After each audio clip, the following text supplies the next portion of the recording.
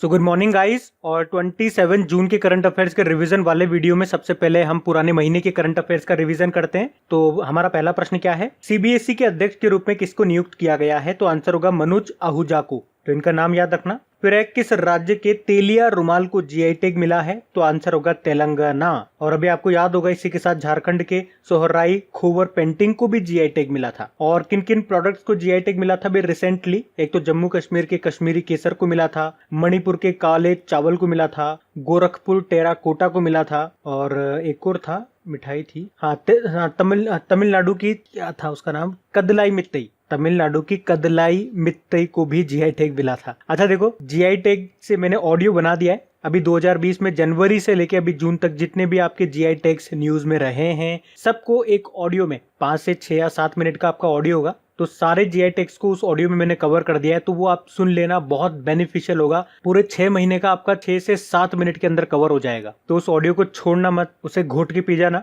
अभी तो ऑडियो बना दिया, अगर मुझे समय मिलता है तो मैं उसका वीडियो भी बना दूंगा और आपके लिए क्विज भी बना दूंगा, सब कुछ कर दूंगा मैं आप लोगों के लिए। लेकिन मुझे थोड़ा सा टाइम मिलने दीजिए। लेकिन अभी जितना टाइम मिल रहा है मैं आपको कंटेंट दिए जा रहा हूँ, तो आप उसे सुन लेना। वैसे अगर खबरी एप्लीकेशन में आपने मुझे फॉलो कर रखा होगा तो आपको नोटिफिकेशन मिल गया होगा। अगर नहीं कर रखा है तो नीचे डिस्क्रिप्शन में जाओ, वहां पे आपको ऑडियो रिवीजन जीआई टैग वाला मिलेगा। उस लिंक पे जैसे ही क्लिक करोगे आप वहां पहुंच जाओगे और आप उसे सुन लेना। और फिर भी अगर नहीं समझ में आता है कि कैसे सुनना है, समझ नहीं पा रहे हो, नए स्टूडेंट हो इस प्लेटफॉर्म पे, तो मुझे मैसेज करना, मैं आपको बता दूंगा। फिर है, फेड कप हार्ट अवार्ड जीतने वाली पहली महिला कौन बन गई है? तो सानिया मिर्जा बन गई है। और ये जो फेड कप है महिलाओं का टेनिस टूर्नामेंट होता है। पुरुषों का टूर्नामेंट को क्या कहते हैं? डेविस कप कहते हैं। फिर है, सेबेस्टियन वेटेल, ये फेरारी के ड्राइवर है और अभी 2020 में F1 सीजन के अंत में फेरारी से अलग हो जाएंगे। ये आपसे पूछा जा रहा है किस देश के हैं ये जर्मन है। और फेरारी किस कंपनी, किस देश की गाड़ी है? तो ये आपकी इटली की है। जर्मनी की तो आपकी ऑडी है। BMW भी आपकी जर्मनी की है। हाँ।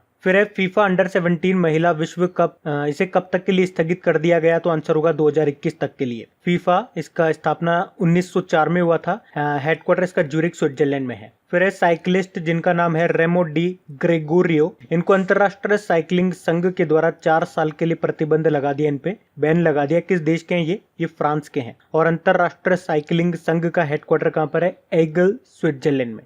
फिर है, होम डिलीवरी को अनिवार्य रूप से कैशलेस कर दिया। अभी किसने? अहमदाबाद ने कर दिया। क्वारंटाइन को फैलने से रोकने के लिए ये सब किया गया। फिर है, एमएसएमई यानी कि माइक्रो स्मॉल मीडियम एंटरप्राइजेज मंत्रालय ने कौन सा पोर्टल अभी लॉन्च किया था? तो आंसर होगा चैंपियन पोर्टल। और एमएसएमई मंत्रालय के भी सचिव बने थे अरविंद कुमार शर्मा। नितिन गडकरी जी इसके मंत्री हैं। नितिन गडकरी जी का निर्वाचन क्षेत्र नागपुर है। फिर डिजिटल सम्मेलन जिसका नाम है रीस्टार्ट, इसका आयोजन किया किसने? CII ने, कॉन्फेडरेशन ऑफ इंडियन इंडस्ट्री। और CII के भी अध्यक्ष बन गए हैं जो कोटक महिंद्रा बैंक के MD CEO हैं, उदय कोटक। फिर गूगल क्लाउड के द्वारा भारत में उपाध्यक्ष के रूप में किसे नियुक्त किया गया था? तो आंसर होगा अनिल भंसाली को। बढ़ते आगे। फिर है, अभी किस राज्य की पुलिस ने होम क्वारंटाइन लोगों के लिए रक्षा सर्व एप्लीकेशन विकसित की थी? तो आंसर होगा छत्तीसगढ़। छत्तीसगढ़ राज्य की पुलिस ने तो क्वारंटाइन लोगों को ट्रैक करने के लिए इसको लॉन्च किया था। छत्तीसगढ़ की कैपिटल रायपुर है। मुख्यमंत्री हैं भूपेश बघेल और गवर्नर हैं अनुसुईया उइके। फिर है, एयरटेल पेमेंट बैंक ने किसके साथ मिलकर के कोविड-19 बीमा पॉलिसी को लॉन्च किया था? तो आंसर होगा भारतीय एक्सा जनरल इंश्योरेंस के साथ। एयरटेल पेमेंट बैंक ये भारत का सबसे पहला पेमेंट बैंक था जिसकी स्थापना हुई थी 2017 में। नई दिल्ली में हेडक्वार्टर है इसका और इसके अध्यक्ष हैं अनुब्रत विश्वास। और भारतीय एक्सा जनरल इंश्योरेंस की बात करेंगे, इसकी स्थापना 2008 में हुई थी। इसका हेडक्वार्टर मुंबई में है और इसके MD CEO हैं संजीव श्रीनिवासन। फिर कोविड-19 मॉनिटरिंग सिस्टम एप्लीकेशन विकसित करने की योजना बनाई थी किसने? तेलंगाना सरकार ने। फिर है, प्राण वायु नाम से पोर्टेबल वेंटिलेटर तैयार किया था किस IIT ने? IIT रुड़की ने। और IISc बेंगलुरु ने प्रोजेक्ट प्राण के अंतर्गत स्वदेशी वेंटिलेटर बनाए थे। फिर है, बौद्धिक संपदा संगठन यानी कि वर्ल्ड इंटेलेक्चुअल प्रॉपर्टी ऑर्गेनाइजेशन के अंतरराष्ट्रीय पेटेंट फाइलिंग लिस्ट में कौन टॉप पे रहा? कौन सा देश? तो चाइना टॉप पे रहा पेटेंट के मामले में। दूसरे नंबर पे रहा था USA और तीसरे नंबर पे रहा था जापान। और ये वर्ल्ड इंटेलेक्चुअल प्रॉपर्टी ऑर्गेनाइजेशन का हेडक्वार्टर आपको मिलेगा आपको जेनेवा स्विट्जरलैंड में। फिर NHAI यानी कि national highways authority of India ने अब तक का सबसे अधिक राजमार्ग निर्माण किस वित्त वर्ष में किया है? तो 2019-20 में। कितने लंबे इन्होंने हाईवेज बनाए? तो 3979 किलोमीटर लंबे बनाए वैसे इनका टारगेट था 4,500 किलोमीटर बनाने का, लेकिन उसका 88% ही ये कवर कर पाए। NHAI की बात करेंगे, इसके अध्यक्ष हैं सुखबीर सिंह संधू। अच्छा, एक संधू नाम आपने और पढ़ा होगा, तरनजीत सिंह संधू।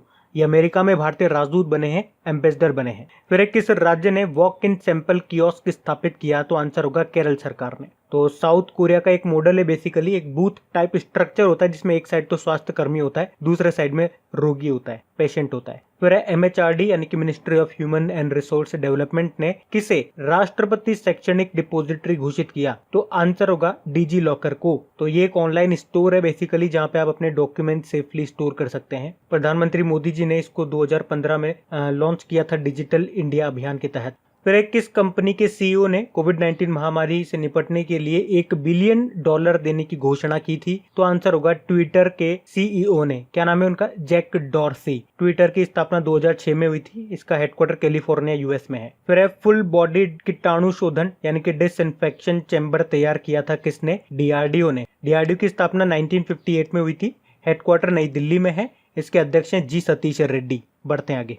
तो चलिए कल के करंट अफेयर्स को भी रिवाइज कर लेते हैं। पहला प्रश्न आपसे पूछा गया था कि ड्रोन के जरिए टिड्डी नियंत्रण करने वाला दुनिया का पहला देश कौन सा बन गया है ड्रोन को यूज करके? तो आंसर होगा भारत। फिर वार्षिक TB report, annual TB report 2020 में जो टीबी के मरीज हैं 2019 में, वो 2018 के कंपेयर में कितने प्रतिशत बढ़े हैं? तो 14% इंक्रीज हुए हैं। और ये रिपोर्ट जारी की है हमारे जो स्वास्थ्य मंत्री हैं हर्षवर्धन जी ने। और दुनिया का लक्ष्य क्या है टीबी को खत्म करने का? 2030 है, और भारत का है 2025। और वर्ल्ड टीबी डे हमने मनाया अभी 24 मार्च को, और थीम क्या थी? It's time. फिर एक किस राज्य में YSR कापू नेस्तम स्कीम शुरू की गई? तो आंसर होगा आंध्र प्रदेश में। इसमें जो कापू समुदाय की महिलाएं हैं उनको आर्थिक मदद दी जाएगी। फिर एक किसे महाराष्ट्र सरकार के द्वारा Vitha Bai lifetime achievement award से सम्मानित किया गया? तो आंसर होगा गुलाब बाई संगमनेरकर को। लोक कलाकार हैं ये। इनके अलावा एक थिएटर कलाकार हैं मधुवंती दांडेकर, उनको अन्ना साहेब किर्लोस्कर पुरस्कार से सम्मानित किया गया। फिर किस राज्य को ई पंचायत पुरस्कार 2020 के तहत प्रथम पुरस्कार मिला? तो आंसर होगा हिमाचल प्रदेश को। तो हिमाचल प्रदेश राज्य में जितनी भी लगभग 3226 जो पंचायतें हैं उनको इंटरनेट से जोड़ा गया है, और काफी सारे काम है जो इंटरनेट के थ्रू ही किए जा रहे हैं। फिर दुनिया के सबसे तेज अभी टॉप 500 सुपर कंप्यूटर की लिस्ट आई थी, उसमें कौन सा देश का सुपर कंप्यूटर टॉप पे रहा? जापान का। और जापान के सुपर कंप्यूटर का नाम है फुगाकू। फिर कुशीनगर एयरपोर्ट को इंटरनेशनल एयरपोर्ट का दर्जा मिल गया। ये किस राज्य में है? ये उत्तर प्रदेश में है। और कुशीनगर में आपको पता है पहला ट्रांसजेंडर यूनिवर्सिटी भी बनने वाला है। फिर किस बैंक ने वीडियो KYC सेवा को शुरू कर दिया? ICICI बैंक ने। और मैंने आपको बताया था इससे पहले कोटक महिंद्रा बैंक ने भी वीडियो KYC शुरू कर दिया था, और इस तरह से सेविंग अकाउंट के लिए KYC को शुरू करने वाला वो पहला बैंक बना था। फिर केंद्रीय स्वास्थ्य मंत्री ने खून की मांग यानी कि जो ब्लड के ऑर्डर के लिए किस नाम से एक एप्लीकेशन लॉन्च किया? तो आंसर होगा ई ब्लड सर्विस। केंद्रीय स्वास्थ्य मंत्री हमारे वही है हर्षवर्धन जी है। और वर्ल्ड ब्लड डोनर डे अभी हमने मनाया भी था 14 जून को, जिसकी थीम थी सेफ ब्लड सेव लाइव्स। फिर किस शहर में आत्मनिर्भर पेट्रोल पंप शुरू हुआ? तो आंसर होगा पुणे में। मतलब यहाँ पे जो कस्टमर होंगे वो खुद ही पेट्रोल भरेंगे। फिर किस भारतीय को 45वें 45th टोरंटो फिल्म फेस्टिवल 2020 का ब्रांड एम्बेसडर बनाया गया? मतलब किन भारतीयों को? 2 भारतीय हैं, प्रियंका चोपड़ा और अनुराग कश्यप को। सितंबर में होगा ये आयोजित। फिर किस देश के कराटे संघ की मान्यता को रद्द कर दिया, समाप्त कर दिया? तो आंसर होगा भारत की। और क्यों कर दिया? क्योंकि 2019 में जो भारत में चुनाव हुए थे उसमें वर्ल्ड कराटे फेडरेशन के नियमों का उल्लंघन किया गया था, उसी कारण से। ये जो कराटे एसोसिएशन है इसका हेडक्वार्टर आपके मैड्रिड स्पेन में है। मैड्रिड स्पेन में ही आपके वर्ल्ड टूरिज्म ऑर्गेनाइजेशन का भी हेडक्वार्टर है, ये भी याद रखना। बढ़ते आगे। तो स्टैटिक क्वेश्चंस की बात करेंगे तो पहला प्रश्न है वाडा का हेडक्वार्टर कहाँ पर है? वाडा मतलब होता है वर्ल्ड एंटी डोपिंग एजेंसी। तो इसका हेडक्वार्टर आपके मॉन्ट्रियल कनाडा में है। इसके अध्यक्ष का नाम है विटोल्डा बाका। फिर है फीना का हेडक्वार्टर कहाँ पर है? फीना मतलब फेडरेशन इंटरनेशनल डे नेटेशन। ये स्विमिंग कंपटीशन को रेगुलेट करने वाली एक बॉडी है, और अभी आपको याद होगा इसने 2021 के जो फुकुओका एक्वेटिक वर्ल्ड चैंपियनशिप है उसको 2021 में जो होने वाले थे उसको शिफ्ट कर दिया 2022 में। वो 2022 में होंगे। कहाँ पे? जापान में होंगे। तो इसका हेडक्वार्टर आपसे पूछ रहे हैं, हेडक्वार्टर कहाँ पर है? लाउजेन स्विट्जरलैंड में है। फिर अजरबैजान की कैपिटल क्या है? अजरबैजान की कैपिटल बाकू है, और इसकी करेंसी है अजरबैजानी मनत। प्रेसिडेंट है इल्हाम अलीयेव। फिर पहला नोबेल शांति पुरस्कार किसको मिला था? हेनरी डुनेंट को मिला था। और आपको याद होगा इन्होंने ही रेड क्रॉस मूवमेंट की स्थापना की थी और उसी के लिए इन्हें मिला था पहला नोबेल पीस प्राइज। अच्छा बताओ मुझे, वर्ल्ड रेड क्रॉस डे हमने कब मनाया था? अभी 8 मई को ही मनाया था। तो ये जो रेड क्रॉस है दुनिया भर में लोगों के कल्याण के लिए काम करता है। फिर केम्पेगौड़ा अंतरराष्ट्रीय हवाई अड्डा कहाँ पर है? ये आपका बेंगलुरु में है। और अभी आपको याद होगा इसको स्काई ट्रैक्स पुरस्कार मिला था। भारत और मध्य एशिया में सर्वश्रेष्ठ क्षेत्रीय हवाई अड्डे के लिए मिला था इसको ये स्काई ट्रैक्स अवार्ड। फिर नवीकरणीय ऊर्जा मंत्रालय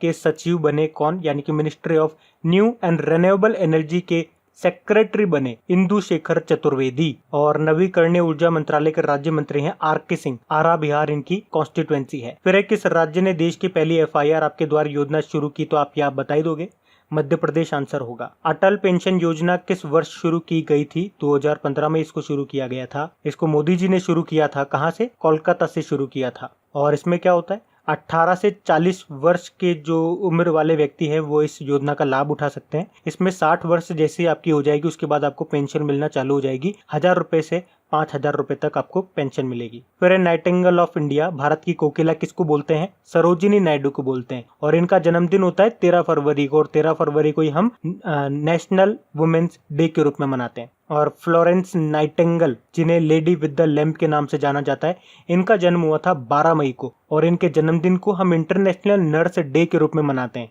ये मैंने आपको बताया भी हुआ है। फिर इजराइल की कैपिटल क्या है? इजराइल की कैपिटल है जेरूसलम और इजराइल की करेंसी है इजरायली न्यू शेकेल। प्रधानमंत्री है बेंजामिन नेतन्याहू। अच्छा, इजराइल से आपको क्या याद आता है? अभी इजराइल ने अपनी एक सड़क का नाम टैगोर जी के, रविंद्रनाथ टैगोर जी के नाम पे रखा है। और रविंद्रनाथ टैगोर जी से कुछ पॉइंट्स याद रखना। एक तो अभी 7 मई को हम टैगोर जी की जयंती मनाते हैं। इस साल 159th जयंती मनाई हमने। और इनकी एक रचना का नाम याद रख लो, गीतांजलि। और इसी के लिए 1913 में भारत का पहला नोबेल पुरस्कार जीता था साहित्य का इन्होंने भारत और बांग्लादेश दोनों के लिए नेशनल एंथम लिखा है। अच्छा, बांग्लादेश का नेशनल एंथम क्या है? अमारा सोनार बांग्ला। बढ़ते हैं आगे।